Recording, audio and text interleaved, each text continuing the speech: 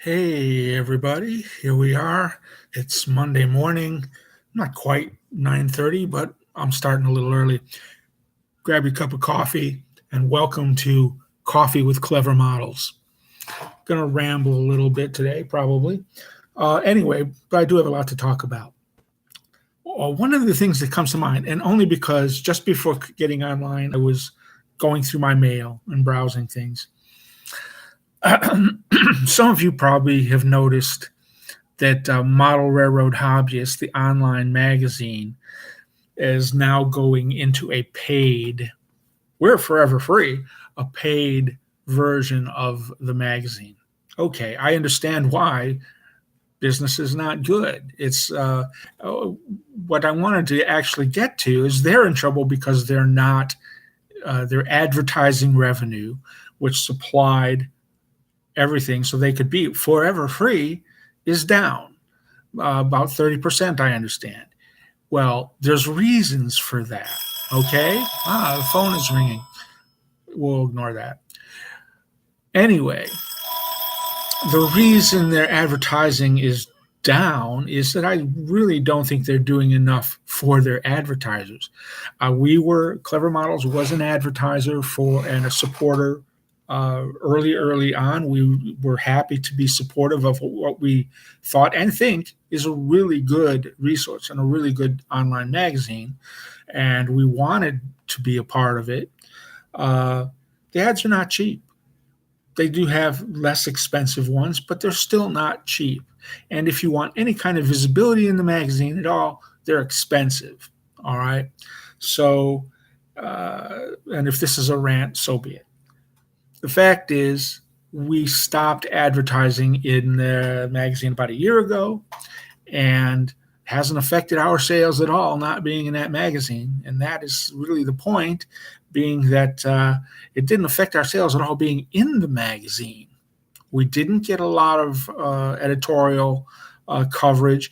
They didn't cover our new products. Lots of things. I think we have an interesting story. Did we ever get interviewed? No, we never got interviewed. Anyway, here's what I'm saying. I think it's a great magazine, but you need to support your advertisers a bit more aggressively. My philosophy on advertising is really pretty simple. Okay. If I spend $150 on an ad, I expect to make $150 more that month. If your ad's not producing, I'm not going to advertise. It's really, really simple. We're a really small company. We don't have tons of money, and we're not going to throw it away, not getting support from from the magazines or items that we advertise with. Now, that brings up an interesting question. We are actually planning a return to advertising. We've been gone about a year. Uh, it's no mystery that sales over the last couple of years for everybody, Grant Line, well, no, they're retiring. Their sales are probably fine. But people disappear in this business pretty easily, and it's not a mystery. There's not a lot of money to be made in this industry. For us in particular, well, we have a very inexpensive product. Our product is great. Everybody knows it's great. We sell well, more or less, but still, our product is very inexpensive, and it takes a lot of product. It takes a lot of model kits to be sold in order to be able to afford advertising. So, we're tough. We got to be tough. Now, I do have some suggestions. If you want smaller manufacturer, designers, whatever, to advertise in your magazine, and this is certainly possible, why not make it make the cost of the ad based on return? In other words, should be able to track how many click-throughs and whatnot are available. And I don't have a problem paying for advertising if it's doing something. Okay, so if our sales goes up because of your placement and your support, we'll share that with you after the fact. All right. You're asking for us to plunk down $100 a month, sometimes more, and you want us to do that on faith that your placement is going to help us. Well, it hasn't. All right. We have a couple of years of tracking to prove that doesn't happen. So let us advertise, put us in the magazine, sales go up, we'll give you a fair percentage of those sales. That's our thought. I think you should consider something like that. Okay, enough about that. Related, a couple days ago, Brother Dave and I had our big, we don't have a date for it, but we had our big, strategy meeting. We go out to dinner. We talk about what's going on and what's not. The freebies being tied to sales has been a success. Probably should have made the number a little higher, right? But basically, the freebies are driving sales, and things are a little bit better for us because of that. What's going to happen to all the freebies? Well, we've thought about it. I think we're going to do not a disc, because let's face it, discs are kind of old-fashioned, and we're just not going to do it anymore. But we're going to put them together, I believe, in a collection. They'll probably be available individually as well on the website, but we're going to do a collection of freebies that we will keep adding things onto. There's no timeline for this, but all the kits that have been offered as freebies, you will very likely be seeing. Hold on a second. Hello, Paul. Hello, Paul. We got a couple of Pauls here. Hi, guys. We'll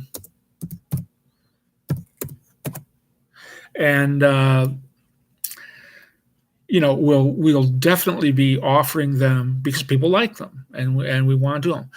We don't know. I know that the count right now is somewhere around 45 or something.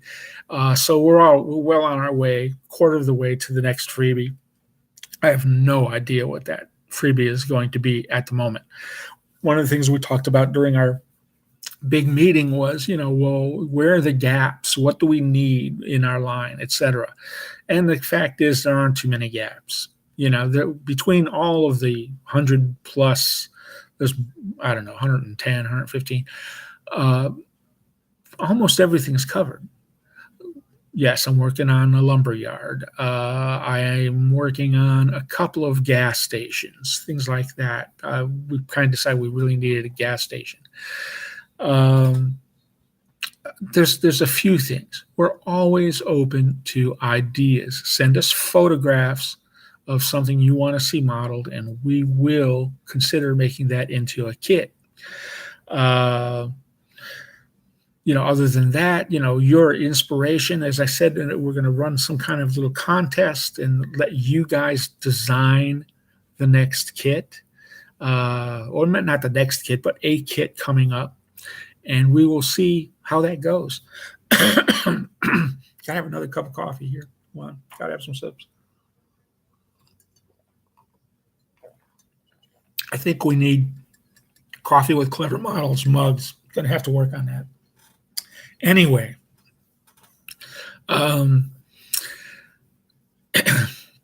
yeah. So we don't necessarily know what the next freebie is going to be. I have, my brother has changed from O scale to HOs, and he's really enjoying building the kits in HO. I've often thought they looked better than some of the O scale ones, but it's important to cover all the scales. And it makes sense to make them in O scale. So we do that, and we're going to continue. We are probably going to do some things for the smaller scales, specifically laying out a couple of kits, which will be very easy to build in N scale. They won't have all the layers as far as the interior layers. The windows will be printed in place and things like that. It's easy enough for us to do. I think we're going to do it. Let's see. The smaller scales have shown a lot of interest, and we have gotten some support from them. So we're going to see if making it easier for the smaller scales helps. And maybe it will, maybe it won't. That actually brings up a thing. I recently completed a model of what I think is called a stiff-legged boom. And it's a really interesting model. It basically the kind of boom crane you would find in a quarry, for instance. That's rather simple, and it's a really nice model. Problem is, I have a feeling the N scale guys are not going to be able to build it. It's just going to be a bit of a problem. Now, we are going to be coming up with ways of using, I had mentioned this last time we were on, wrapped lumber rather than folded lumber. We agree that just makes a lot of sense. I'm going to have to do a tutorial. It's going to change how some things are done a little bit, but I think in the long run, it's going to let you have the really good look of the paper lumber, but much easier to make. One of the issues right now is, well, how many pieces of cardboard does it take? Do you have to laminate or layer to make something that's, a foot wide in O scale? Well, the problem is cardboard comes in a lot of different sizes. There are standards, but let's face it, it's cardboard. It can change from, piece to piece. Are you using cereal boxes or are you using packing boxes? Well, using shirt forms and things like that. There's no way to know exactly how the width is going to come up. So the instructions are going to say, 4 layers of cardstock or 4 layers of chipboard. It's going to be a little bit, up to you guys to stack what you think looks good. Probably, as the lumber is now, you have specific sides and tabs that get folded. It's probably going to be a more generic wrap with ends. We have a method for how to put good looking ends on the beams and things, and but it's going to be a little bit more in the builder's hand as far as what they look like. Result, however, will be more stable, easier to put together lumber pieces, and having individual lumber pieces opens a door for us to create all kinds of things, more interiors, just more interesting structures. So I'm going to try and type and talk. That's really hard for me to do. So ATION is on the way. Just had a thing about getting a gas station going, and we are definitely going to do a gas station. Questions for gas stations that you guys can chime in on. Modern gas stations, or something around the 1920s or whatever, where you basically had a shed and some pumps and things like that. Do we want a garage with a lift? Maybe so, but period is important. Right now, we'll probably do 2 periods. We'll probably do something around the 1920s, and we'll probably do something a little more modern with like a corner standard station or shell station or something with some aluminum, decorative aluminum wraparounds and things like that. Something more modern. So that's very likely. I am actually working on a modern city building right now that is a liquor store, which has an aluminum wrap around the decorative around a 3-story brick building. So it's kind of interesting. Okay. But we're always looking for ideas. If you have photographs, specifically photographs, because we're not going to modify artwork or anything else from us. We have a policy of creating all of our own. But if you want to inspire us, then send photographs. That's what we want to see. Okay. So I've ranted about advertising, give you a little bit of idea. Okay, is one more area, this isn't really a rant, but it's related to what I've been talking about. It's expensive to run this business. much more expensive than you might think. We've decided, and it was kind of a hard decision, that we are not going to display at TrainFest. And we've always gone to TrainFest because it's close to us. It's only 90 miles away and all that, but it's still expensive when you consider the cost of the space, which is hundreds of dollars, and the cost of a hotel, because even though it's 90 miles away, we really can't commute, be there by 8 in the morning to open up and whatnot. It's expensive. It's an expensive show. It's thousands of dollars. And as I said before, when you have an inexpensive product, you got to sell a lot of it. And if we have to sell a lot of it to cover expenses, we just made the decision that, we're going to take that money and we're going to put it back into advertising. We're going to give that a shot. Word of mouth, yes. That always is a good thing, Paul. And you're right. They've always been our best advertisements. But even word of mouth doesn't go. You almost have to have people out there talking about you 24/7, right? We've had excellent help in that direction. Jim Gore giving his tutorials throughout, the Florida and the southern area, and as a master model builder, he's been just one of the best supporters and advertisers we could possibly want. Now we will go to the shows. We'll make some kind of a visual statement being there, but we're not going to sell at shows. We don't really have physical products to sell anyway. All right. We're not going to manufacture DVDs anymore. We have a stock. We have quite a stock of DVDs, but we're not going to make them anymore. Who has a DVD player nowadays, right? So everything's going to be download. Little did we know when we went on that path a couple of years ago that would be ultimately the way to do it. We're going to be, downloads are really the right process for us. Obviously we lost a lot of people who were not computer friendly. Computer literate model railroaders tend to be older guys. Sometimes they're not all that sharp on the computer. But ultimately, it has been the way we have had to go.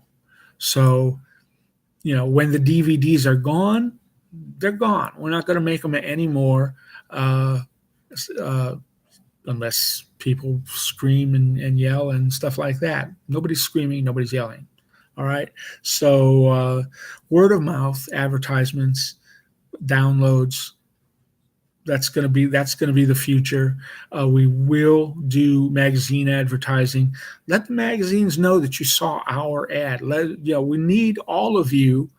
And, there's a number of you out there who have subscribed to this. We need all of you to be vocal. One guy's not going to make this happen. 10 guys not going to make this happen, right? We need dozens of people talking about, if you really like our product, we think you do because you keep buying it, right?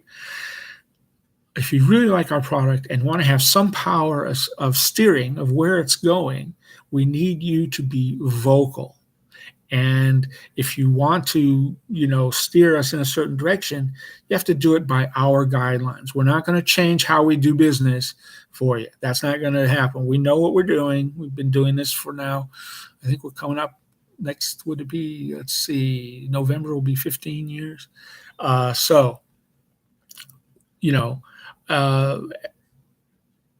us know. Pictures, share pictures with us. Share pictures of your builds with other websites, right? There's hundreds and hundreds of modeler websites and model train stuff and that share your information, share your pictures, share your builds, share them with the magazines, send them out. People want to see this stuff. We absolutely, definitely need your word of mouth. We can't do it without it. Right now, I can just say that, Clever Models, we're not curtailing. We're trying different formulas to try to create a bigger market, and a bigger market meaning people who are not familiar with cardstock. That is where the future lies for us. We have to get more people to understand that it's low cost, high quality model building, right? So yeah, we're not going to get the shake your box types. We're not going to get the pre-build types. That's not going to happen. We have to get the model builders. Younger ones would be good. Actually, we have some pretty good younger builders. Basically, let the guys in the shops know. We can send them the rest of our DVDs or whatever. This hobby will only survive if the people who practice it are out and involved and are talking about it. That's the only way it's going to be. And the proof is out there. We're not talking about global warming now. This is this hobby and how it's going to survive. Now, from our standpoint, we're going to diversify. I've talked about this here and there lots of times. The paper modeling hobby is bigger than model railroading, right? Model railroading jumped off and we went with it because there were only two of us and we don't have enough hands to do every kind of modeling there is. But, building paper ships and paper airplanes is gigantic, a gigantic area. We can't ignore it forever. So, I've done spaceships and steampunk stuff and all that, which is fun. Still hasn't found it anywhere on the market. I haven't put it out. So, that's going to happen, God willing. So, basically, we are going to be doing some video how-tos. We've discussed that. We're going to we may do more than one blog a week. Yes, I missed last week. A couple words about that. A lot going on here. We're putting in new floors and painting and doing all kinds of stuff. My daughter was in town. For those of you who've been following the thing with my daughter, she's no longer in London as a zookeeper. She's now in Atlanta as a zookeeper, which is great because she's closer. Well, she came to Chicago just for a couple of days last weekend, and I had to take the time. The only time I could get together with her was Monday morning. So that's why we didn't vlogcast, whatever. But I had a good time. So back to it. Maybe we'll do more than one. We'll probably do the Monday morning one, just in regular. But we may drop a few extras in here and there just because, right? So what can I say? Continue saying good things about us. Continue being in touch with us. If anybody's got any last notes they want to type in, now is the time because I'm going to log off in just a minute after I have another sip of coffee because I'm addicted to coffee. So good stuff. Gotten into this habit with coffee. I'm just using very, very cold, like ice water with coffee in it. Man, that's very addicting. I love it. Anyway. Okay, guys, this is it. I'm glad you were able to type into the chat side. Let's get more of that going. That's very cool. What can I say? We'll see you. It's been, how long is it? We've been on for 25 minutes. Don't have anything else, I think, to share. I think that's it. So I'm going to log off, finish this cup of coffee, and we will, an evening show would give the people out to work a chance to join. You're right, Paul. But evenings are really hard for me. I'll try to drop something in.